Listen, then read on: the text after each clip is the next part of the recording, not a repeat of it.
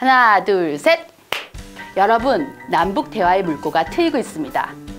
남북 고위급 회담이 진행되고 평창올림픽, 남북 공동입장과 단일팀 구성이 결정되는 등 남북 관계가 급물살을 타고 있습니다. 한편 지난 9일 남북 고위급 회담에서 우리 정부가 이산가족 상봉을 제안했으나 북측이 북한 여종업원 송환 문제를 제기하며 불발되었다는 보도도 나왔습니다. 북한 여종업원? 무슨 이야기냐고요? 2016년 총선을 5일 앞둔 4월 8일 중국 닝보에 있는 식당에서 일하던 북한 여종업원 19명 중 12명과 식당 지배인 1명이 단체로 한국에 입국했습니다. 그러나 종업원들의 입국 이후 이들의 탈북이 2일 만에 초고속으로 이루어졌다는 소식이 전해지고 이들의 행보가 묘연해지자 박근혜 정부가 선거에 이용하기 위해 대규모 탈북 사건을 일으켜 북풍을 만들고자 했던 것이 아니냐는 지적이 나오기도 했습니다.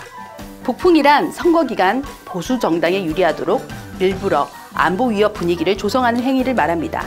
북한은 국정원이 식당 지배인을 매수해 종업원들을 유인해 납치했다고 주장하며 이들의 송환을 요구했습니다. 결국 이 문제는 전 세계적인 주목을 받게 됩니다. AP통신, AFP, 가디언, 로이터, 교도통신 등 외신에서 상당한 관심을 보였으며 특히 CNN은 식당 종업원 중 한국에 오지 않고 북한으로 간 종업원 7명을 인터뷰해 관심을 모았습니다. 북한은 현재 북한 여종업원들, 북한 송환을 요구하는 김현희 씨 문제가 우선 해결되어야 한다는 입장을 내보이고 있습니다. 도대체 북한 여종업원 문제는 왜 논란이 되는 것일까요?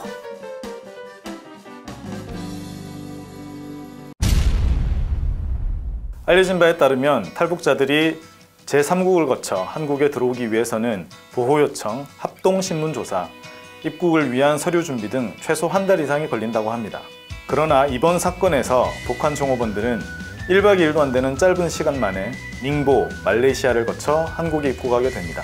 다른 사례와는 다르게 지나치게 짧은 시간에 탈북이 이루어진 것에 대해 기획 탈북이 아니냐는 의혹이 제기되고 있는 것입니다. 한겨레는 복수의 정부 관계자 발언을 근거로 통일부는 기존 관례와 신변 안전을 이유로 탈북자 기자회견을 반대했지만 청와대 지시로 기자회견을 강행했다고 폭로했습니다. 그리고 2017년 12월 28일 통일부 혁신위는 박근혜 정부 시절 통일부가 여종업원 집단 입국 사실을 전격 발표한 것이 탈북 사안을 공개적으로 발표하지 않아왔던 비공개 원칙을 어긴 무리한 발표라고 시인했으며 이것은 국가정보원의 요청에 따라 통일부가 수동적으로 발표하게 된 것이라고 밝혔습니다. 총선 참패 가능성에 불안감을 느낀 청와대와 국정원이 북풍 사건을 추진한 것이 아니냐는 의혹이 제기될 수밖에 없습니다. 대부분의 탈북자들은 한국에 들어온 후 국정원이 운영하는 합동신문센터에서 70일에서 최장 180일에 걸쳐 조사받습니다. 조사 결과 별 문제가 없다는 것이 밝혀지면 그때 탈북 사실이 공개됩니다. 그런데 북한 해외 식당 여종업원들은 이례적으로 합동신문센터에 들어가기도 전에 바로 탈북 사실이 공개되었습니다. 또한 합동신문센터 조사를 거친 탈북자들은 이후 하나원으로 이동해 12주 동안 한국에서 어떻게 적응할 것인지 배우게 됩니다. 그런데 북한 여종업원들은 하나원 교육을 받지 않고 4개월 동안 정체불명의 유관기관 합동조사를 받은 후 8월에 한국 사회에 내보내졌다고 합니다. 그리고 탈북자들이 하나원을 퇴소하면 주무부서인 통일부에서 탈북자들을 관리하는데 이들 12명은 여전히 국정원이 특별관리 대상으로 지정해 놓고 있으며 통일부 인사들도 마음대로 접촉할 수 없다고 합니다. 국정원은 왜 이들을 하나원에 보내지 않았으며 왜 아직도 특별관리 대상으로 지정하고 관리하고 있을까요? 2016년 4월 22일 북한 적십자회는 여종업원 가족들이 이들과의 직접 대면을 간절하게 요청해 서울로 보내기로 했다고 밝히며 한국 측에 이들이 만날 수 있도록 필요한 실무적 조치를 즉각 취하라고 요구했습니다. 그러나 한국 정부와 국정원, 통일부는 묵묵부답으로 대응했습니다. 심지어 한국인이라면 누구나 받을 수 있고 난민 신분으로도 받을 수 있는 변호사 접견권도 이들에게는 제대로 보장되지 않았습니다.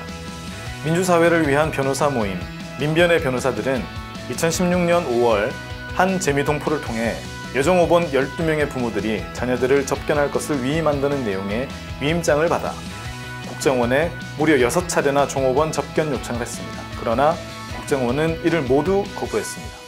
특히 민변이 접견 요청을 했을 때에는 여정호번 중 한 사람이 단식 중에 목숨을 잃었다는 미확인 보도까지 나온 후여서 이에 대한 사실 확인이 반드시 필요했지만 국정원은 아랑곳하지 않았습니다.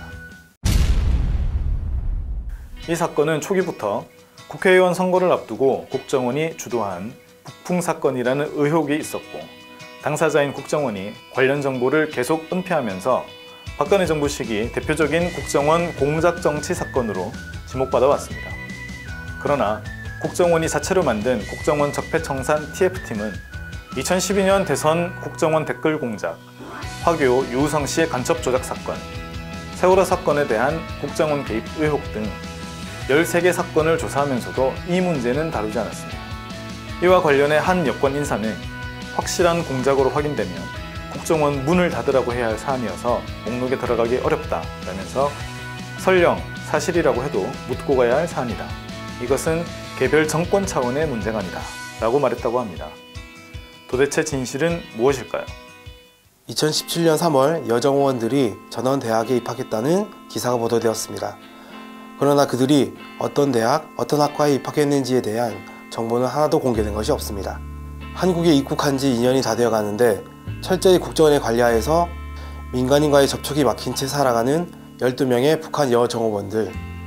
과연 이들은 어디에서 무엇을 하며 살고 있을까요? 과연 이들은 자발적으로 탈북한 것이 맞을까요? 지금도 여정호원들의 부모들은 자신의 딸들이 납치되었다고 굳게 믿고 있습니다. 심지어 여정호원 중 한 명인 이지혜 씨 아버지는 노심초사 걱정만 하다가 결국 세상을 떠나기도 했습니다. 왜 국정원은 아직까지 자발적으로 탈북했다는 여정호원들을 숨기고 있을까요? 남북관계가 물살을 타고 있습니다. 이 문제가 남북관계의 걸림돌이 되지 않도록 정부는 이 문제 해결을 위해 적극적으로 나서야 할 것입니다.